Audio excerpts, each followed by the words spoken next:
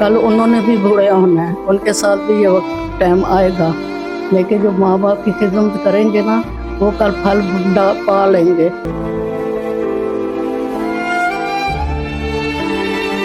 सुबह 2 से 3 बजे तक हमारा जो है वो लंच टाइम है, ठीक है। और शाम 5 बजे जो है वो चाय का टाइम है। चाय के साथ स्नैक्स होते हैं, वो जो भी लेना चाहे। बहुत गलत करते हैं माँ। चलो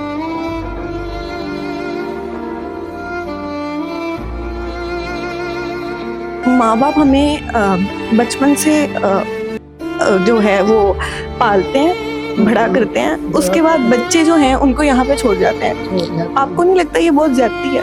मैंने कहा बहुत गलत करते हैं।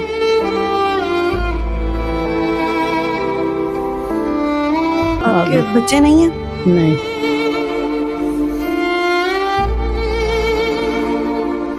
जो नाफरमान औलाद अपने माँ बाप को छोड़ जाते हैं ऐसे ओल्ड एज होम में, उनको आप क्या कहेंगे? मैं उनको यही कहूँगी कि वो बहुत गलत कर रहे हैं।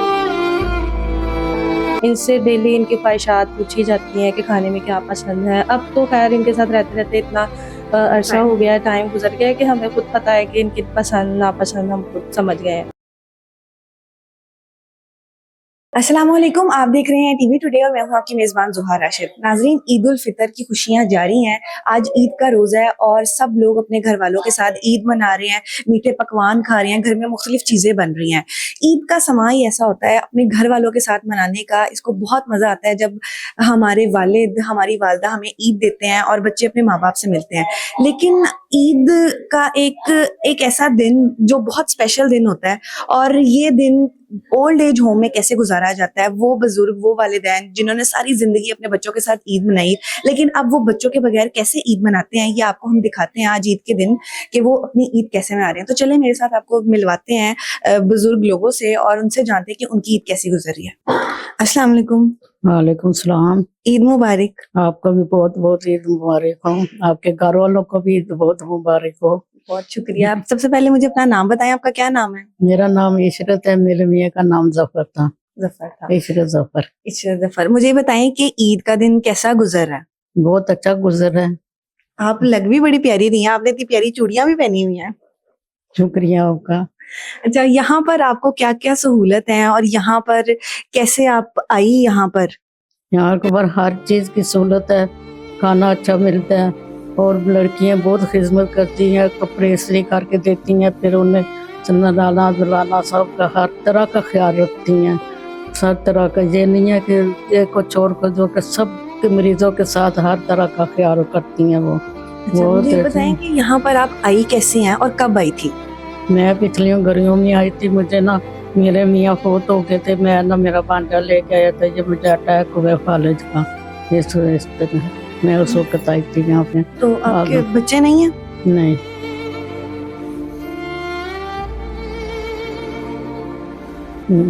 अच्छा, तो वो आपको छोड़ के गए पिछले गर्मियों में यहाँ पे, तो तब से आप यहाँ पे मतलब तकरीबन 1 साल हो गया? हाँ जी, 1 साल हो गया यहाँ पे। बचपन में जिस तरह की हम ईदें गुजारते थे, सारे एक ही घर में माँ बाप के साथ, बहन भाई, तो अब तो सब बिखर गए हैं। वो प्यार ही खत्म हो गया। बहन भाइयों में, रिश्तेदारों में नहीं थे, जरा से किसी को तकलीफ होती सब आगे जाते, देख के आते, मिल के आते। वो तो प्यार ही खत्म हो गया। कोई किधर चला गया, कोई किधर चला। ऐसा वक्त आ गया, माँ बाप जो है ना वो बेचारे ऐसे ही हो गए हैं। या तो पहले बच्चों के ख्याल बच्चे ख्याल करते थे, माँ बाप भी ख्याल करते थे, इनको किसी किस्म की तकलीफ ना हो बच्चों मेरों को। अब तो खत्म, बात ही खत्म हो गया। अच्छा, तो आपने अपनी बहन को या भाइयों को नहीं कहा कि मुझे अपने पास रख लें?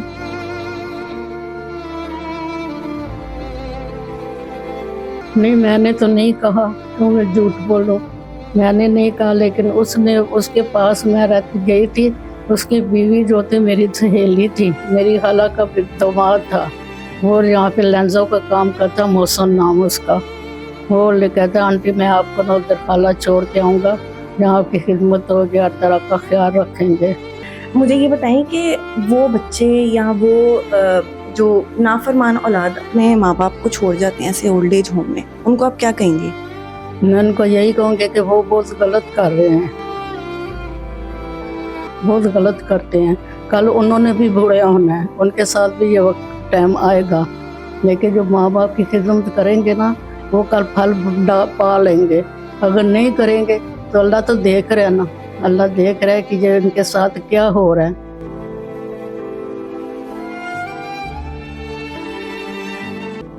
अच्छा, माँ बाप हमें बचपन से जो है वो पालते हैं, बड़ा करते हैं, उसके बाद बच्चे जो हैं उनको यहाँ पे छोड़ जाते हैं। आपको नहीं लगता ये बहुत ज्यादती है? मैंने कहा बहुत गलत करते हैं।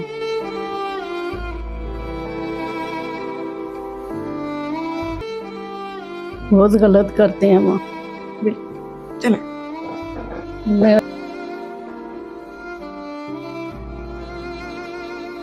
अच्छा नहीं करना चाहिए। जो देखो मेरी बात सुनो, बेटे हैं उनकी शादियां करेंगे, वो बिना दो मुझे कहती हैं, बहू कहती है बेटे बेटे हमारा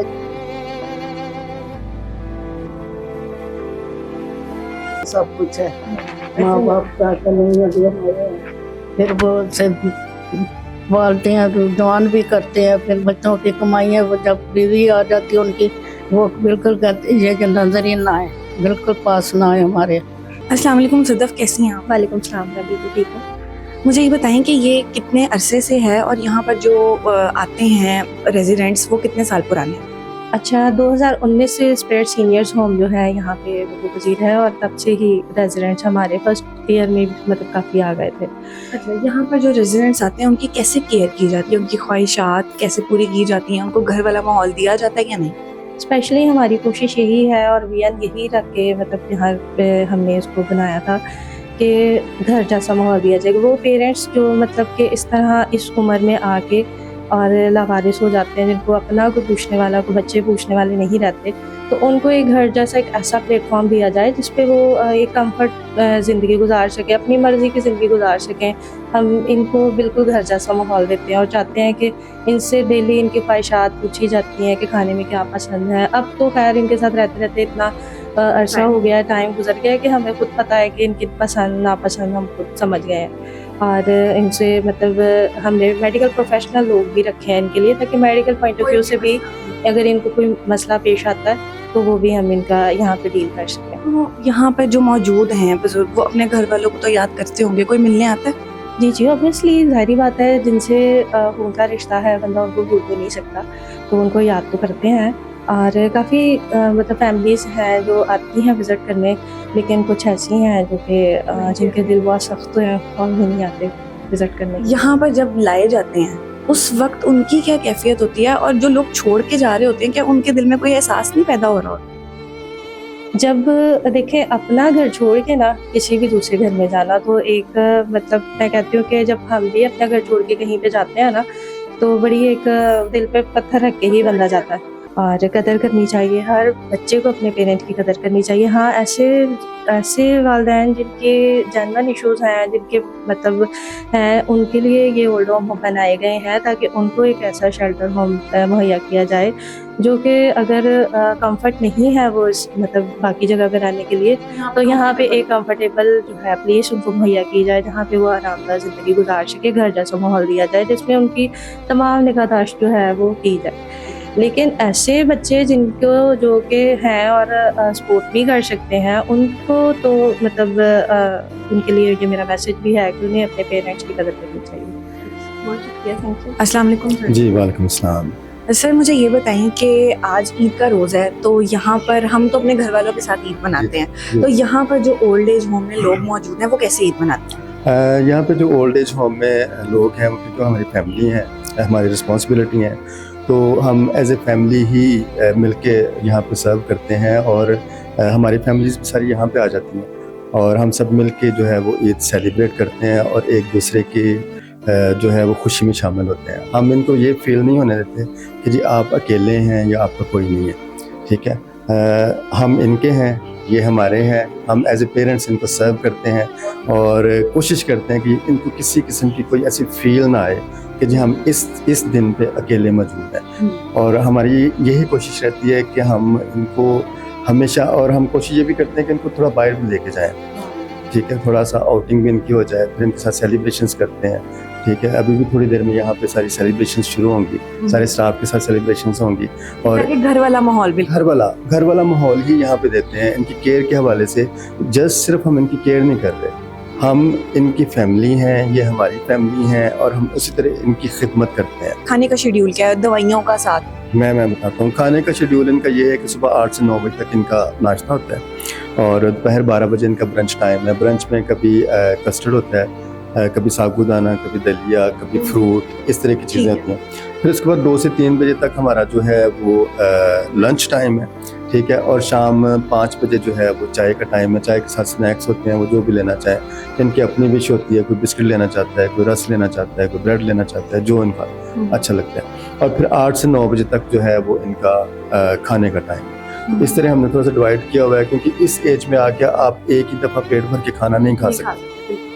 तो हमने इसको डिज़ाइन इस तरह किया है कि हर 3-4 घंटे के बीच में जो है ना, इनको कुछ ना कुछ दिया जाए, ताकि एम्प्टी स्टमक ना एक तो रहे, और दूसरा ये है कि इनकी न्यूट्रिशनल वैल्यू जो है वो पूरी रहे और इनकी सेहत जो है बेहतर रहे। और जो दूसरा मेडिकल पॉइंट ऑफ व्यू है, मेडिकल पॉइंट ऑफ व्यू से क्योंकि हम सब लोग वेल ट्रेंड हैं और उस हवाले से हमारे साथ डॉक्टर्स का पूरा पैनल भी जुड़ा हुआ है, तो हमें उसमें कोई प्रॉब्लम नहीं होती। और यहाँ पे जितना स्टाफ सर्व कर रहा है ये सारा नर्सिंग स्टाफ है, ट्रेन नर्सेज हैं यहाँ पे।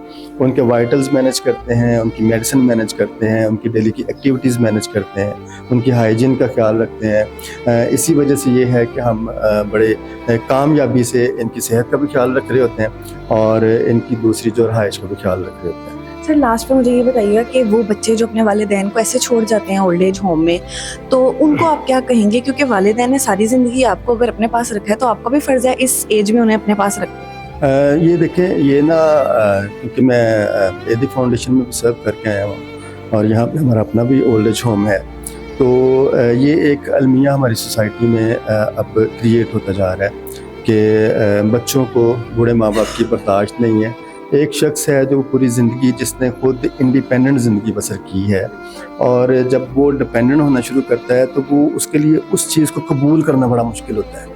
तो जैसे मैं हूँ, मैं पूरा इंडिपेंडेंट तरीके से पूरी अथॉरिटी के साथ अपनी फैमिली को चला रहा हूँ, और जब मैं बुढ़ापे में जाऊँ और वो अथॉरिटी अचानक मुझसे कहीं चली जाए तो मैं ये नेचुरल है कि मेरे अंदर एग्रेशन आएगा, ठीक है। मुझे वो चीज़ बियर करना मुश्किल हो जाएगी। तो उस चीज़ को आगे बच्चे जो है ना वो हैंडल नहीं कर पाते हैं और अपने माँ बाप को जो है वो ओल्ड एजेस होम में जो है वो शिफ्ट करवा देते हैं। लेकिन समझने की ज़रूरत ये है कि एक कपल है जिसने अपनी पूरी जवानी आपके लिए कंप्रोमाइज़ की है, अपनी खुशियाँ कंप्रोमाइज़ की हैं, ना अपना दुख देखा, ना अपना दर्द देखा, ना अपनी खुशी देखी, आपके लिए सर्व किया, आपके लिए कमाया और आप पे स्पेंड कर दिया।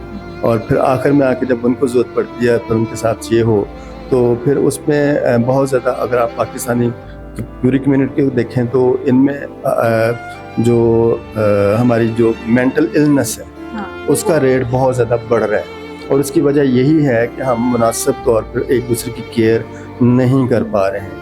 लेकिन अगर देखा जाए तो माशरे का पैटर्न ये है कि हम एक दूसरे की केयर करें, एक दूसरे को सपोर्ट करें, एक दूसरे से मोहब्बत से पेश आएँ और एक दूसरे के लिए रास्ते हमार करें।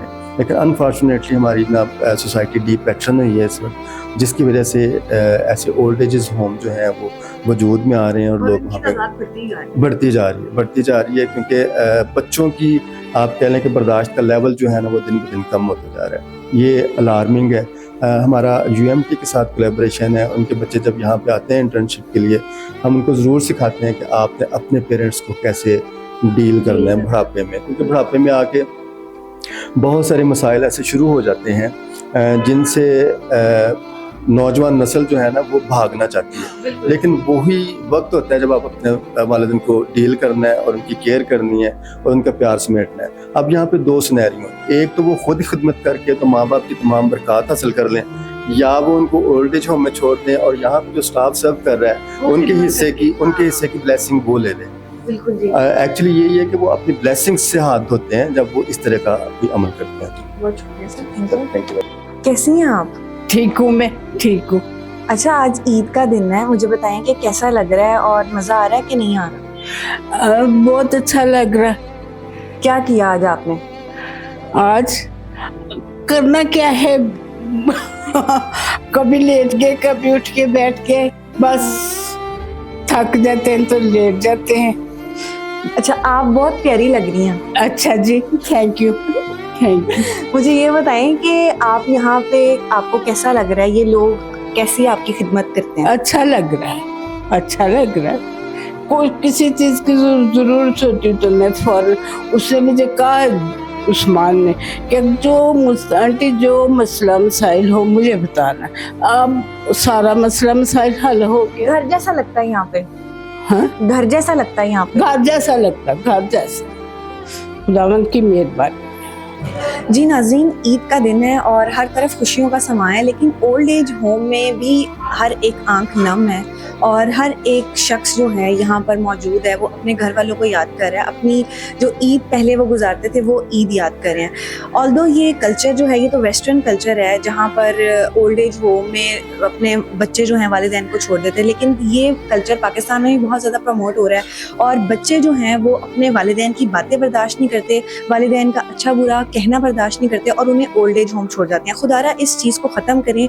वो वालिदैन जिन्होंने हमें सारी ज़िंदगी बड़ा किया, पढ़ाया लिखाया, प्यार किया, जब उनकी बारी आई प्यार लेने की तो आप उन्हें यहाँ ना छोड़ के जाएं। उनका भी हक है, उन्हें भी प्यार दें, उन्हें भी वही मकाम दें, उन्हें भी वही टाइम दें, उनकी भी वैसे ही जिद माने जैसे वो आपकी मानते थे।